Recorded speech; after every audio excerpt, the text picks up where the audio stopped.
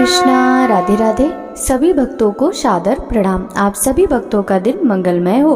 भगवान महादेव की कृपा सदा सर्वदा आप सभी के जीवन पर बनी रहे। भक्तों, आज की इस वीडियो में आप श्रवण करेंगे श्रावण मास महात्म्य के 18वें अध्याय की कथा। श्रावण मास महात्म्य के कल के अध्याय में आपने श्रावण मास की अष्टमी को देवी पवित्रारोपण की पवित्रारोपण निर्माण विधि का तथा नवमी कृत वर्णन की कथा का रसपान किया था। भक्तों, आज के इस अध्याय में आशा दशमी व्रत का विधान की कथा का रसपान करेंगे। तो चलिए भक्तों, वीडियो शुरू करते हैं।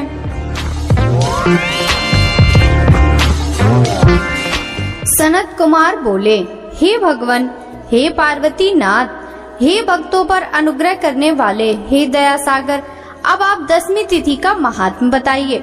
ईश्वर बोले, हे सनत कुमार, श्रावण मास में शुक्ल पक्ष की दशमी तिथि से यह व्रत आरंभ करें। पुनः प्रत्येक महीने में शुक्ल पक्ष की दशमी तिथि को यह व्रत करें। इस प्रकार 12 महीनों में इस उत्तम व्रत को करके बाद में श्रावण मास में शुक्ल पक्ष की दशमी तिथि पर इसका उद्यापन करें।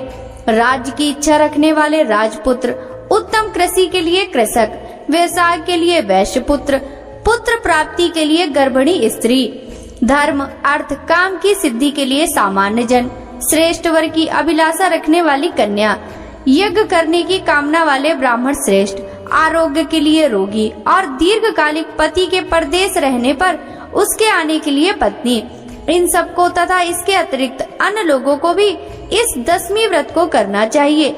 जिस कारण जिसे कष्ट हो तब उसके निवारण हेतु उस मनुष्य को यह व्रत करना चाहिए।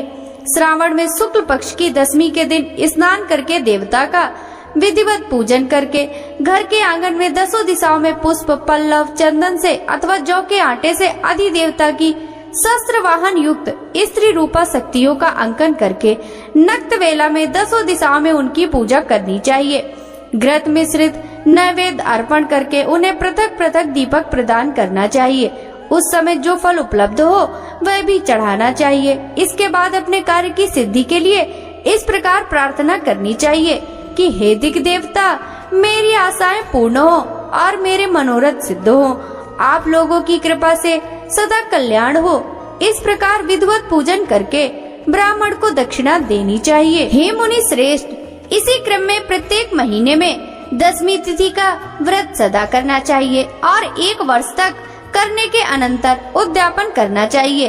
अब पूजन की विधि कही जाती है, स्वर्ण अथवा चांदी अथवा आटे से ही 10 दिशाओं को बनवाएं। उसके बाद स्नान करके भली भांति वस्त्राभूषण से अलंकृत होकर बंधु बांधवों के साथ भक्ति पूर्ण मन से 10 दिक् देवताओं का पूजन करना चाहिए। घर के आंगन में क्रम से इन मंत्रों के द्वारा दिक् देवताओं को स्थापित करें। इस भवन के स्वामी और देवताओं तथा दानवों से नमस्कार किए जाने वाले इंद्र आपके ही समीप रहते हैं।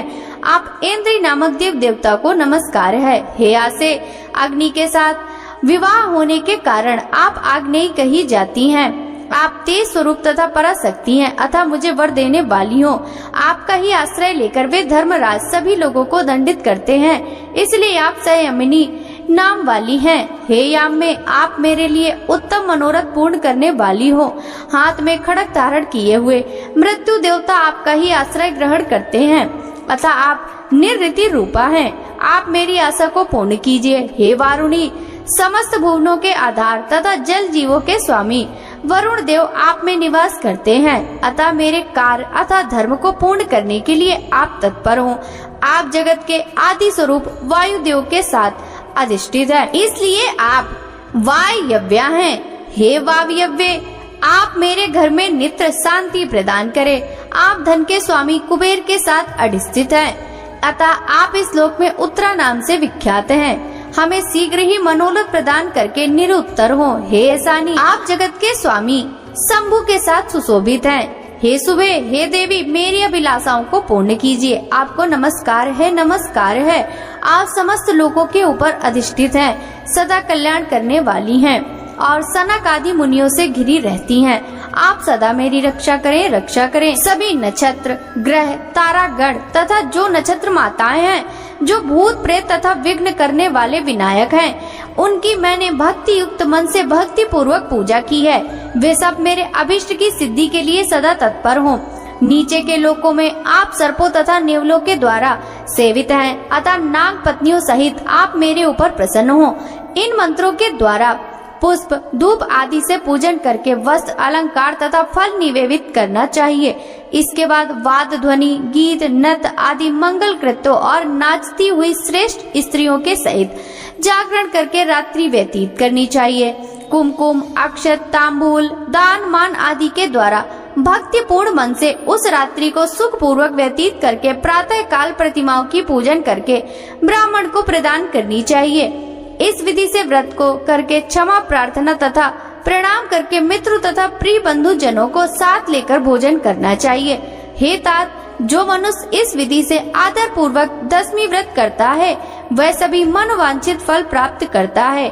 विशेष रूप से स्त्रियों को इस सनातन व्रत को करना चाहिए, क्योंकि मनुष्य जाति में स्त्रियां अधिक श्रद्धा कामना परायण होती हैं। हे मुनि श्रेष्ठ, धन प्रदान करने वाले, यश देने वाले, आयु बढ़ाने वाले तथा सभी कामनाओं को फल प्रदान करने वाले इस व्रत को मैंने आपसे कह दिया।